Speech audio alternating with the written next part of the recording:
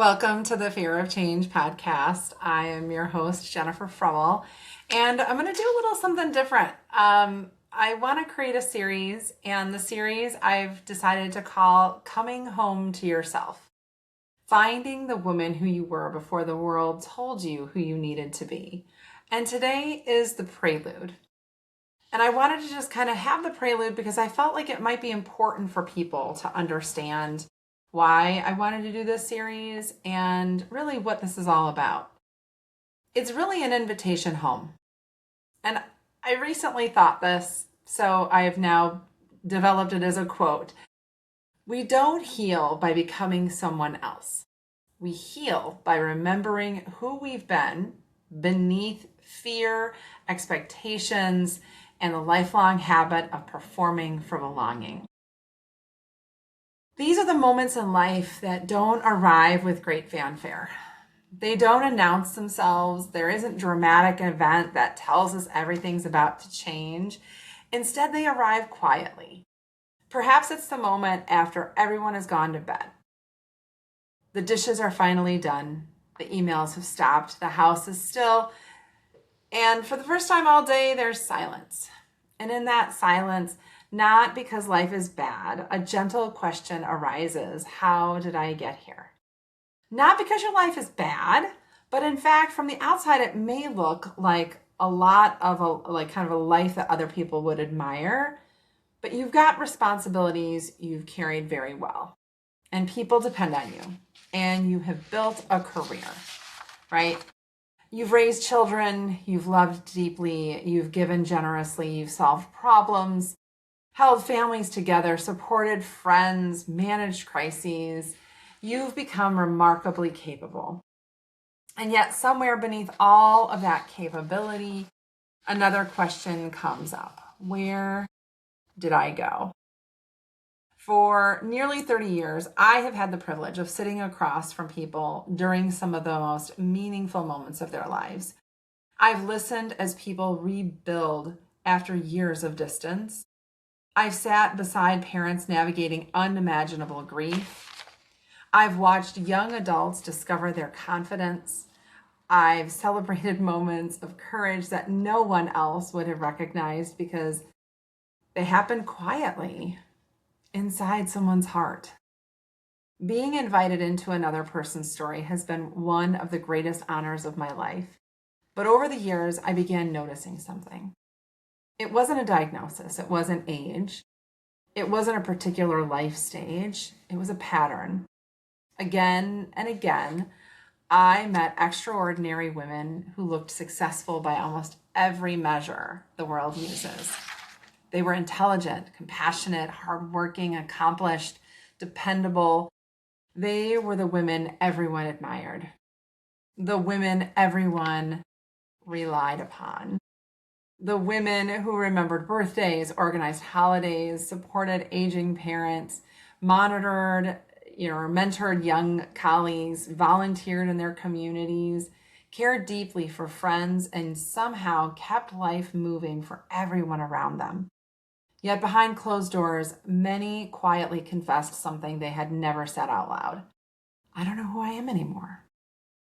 Sometimes those words came through tears, and sometimes those words came wrapped in laughter. Sometimes they sound burned out. Sometimes they looked anxiety-filled and ridden. And sometimes they arrived as a simple statement. I should be happy, so why do I feel so empty, Jennifer? The more I heard those words, the more I realized something important. These women weren't broken. They weren't failing. They weren't weak. They had simply spent so many years becoming everything everyone else needed. That somewhere along the way, they stopped noticing themselves. And perhaps that is the greatest tragedy. Not that we become invisible to the world, but that we slowly become invisible to ourselves. For a long time, I believed my work as a therapist was about helping people change, helping them think differently, communicate differently, heal differently. But after thousands of conversations, I realized something much deeper was happening. Most already, these people were rarely needing someone to tell them who they should become. Most already could carry enough expectation, so they didn't need any more. And I thought, this was enough pressure, enough self-criticism. What they long for is something different. They long for someone who would sit beside them long enough to help them remember who they were before fear became their curiosity. And fear became louder than curiosity. I offered them the opportunity to be curious, to consider something different for themselves, before performance became more familiar than authenticity, before they learned that belonging sometimes felt conditional. This is not about creating a new version of yourself. It's not about fixing you. I don't believe any of us are broken. It's not also about becoming better. It's about becoming more fully yourself, about remembering, about reconnecting.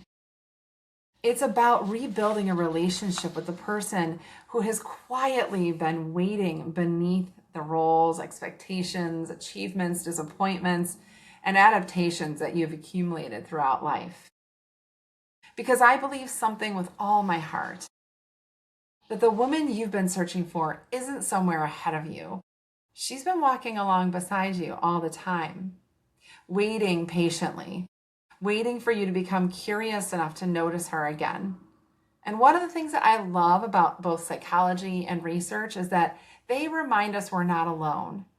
Many of the experiences will explore people-pleasing, perfectionism, emotional exhaustion, chronic caretaking, difficulty setting boundaries, losing ourselves in our roles, questioning our identity in midlife.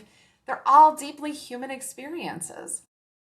Women often experience these patterns in unique and powerful ways because of cultural expectations, caregiving roles, and many visible and invisible responsibilities they carry. But beneath those experiences lies something universal, that every human being needs to belong, to be accepted, to be loved, to matter. And sometimes without realizing it, we begin believing that belonging must be earned by achievements, by giving, by performing, by never disappointing anyone, and by becoming everything everyone else needs us to be. Yes, what if we've been asking the question wrong this whole time? Instead of asking, how do I become enough? What if we asked instead, when did I begin believing I wasn't? That question changes everything because it replaces judgment with curiosity. And curiosity is where the healing begins. As we go through this podcast, I hope you're going to notice something. I'm not going to ask you to become fearless because fear is part of being human. I won't ask you to become perfect. I believe perfectionism doesn't exist, and it's never really helped heal anybody. Instead, I'll invite you to become curious. Curious about your stories, curious about your nervous system, curious about your relationships, curious about your body, curious about all the beliefs you've inherited, and curious about the dreams you've postponed. Curious about the younger version of yourself who learned how to survive the world you lived in. Because awareness isn't about blame. Awareness is about understanding. And understanding creates compassion. First for ourselves and then for others. I've come to believe that the way we come home to ourselves becomes the way we welcome others home to themselves. When we understand our own adaptations, we become less likely to judge someone else's. When we learn to offer ourselves with grace, we naturally extend more grace to others around us. When we reconnect with our own humanity, we begin recognizing the humanity in everyone we meet. Perhaps that's how healing quietly changes the world. One person at a time, one relationship at a time, one conversation at a time. Before we begin this journey together, I'd like to ask just one thing. Don't rush. This isn't something that you have to hurry up and finish. It's a relationship to build. Some of these episodes may make you smile. Some may challenge long-held beliefs. Some may stir grief you don't really know was waiting. And others may leave you with a deep sense of peace. Take your time. Pause when you need to. Reflect on the questions that I ask and practice the exercises. Return to some of these episodes if you need to. But most of all, offer yourself the same compassion you so freely give everyone else. Because the journey ahead isn't about becoming someone different. It's about remembering your voice, remembering your worth, remembering your joy, remembering your courage, remembering your humanity. And perhaps for the very first time in a very long time, remembering yourself. So, wherever this episode finds you today, whether you're standing at the beginning of a new chapter of life or simply wondering if there's more to life than endlessly meeting everyone else's needs and expectations, you don't have to walk this journey alone. I welcome you, and I want you to take a deep breath because you've already taken the first step by watching this episode. Thank you so much, and I look forward to sharing these following episodes with you.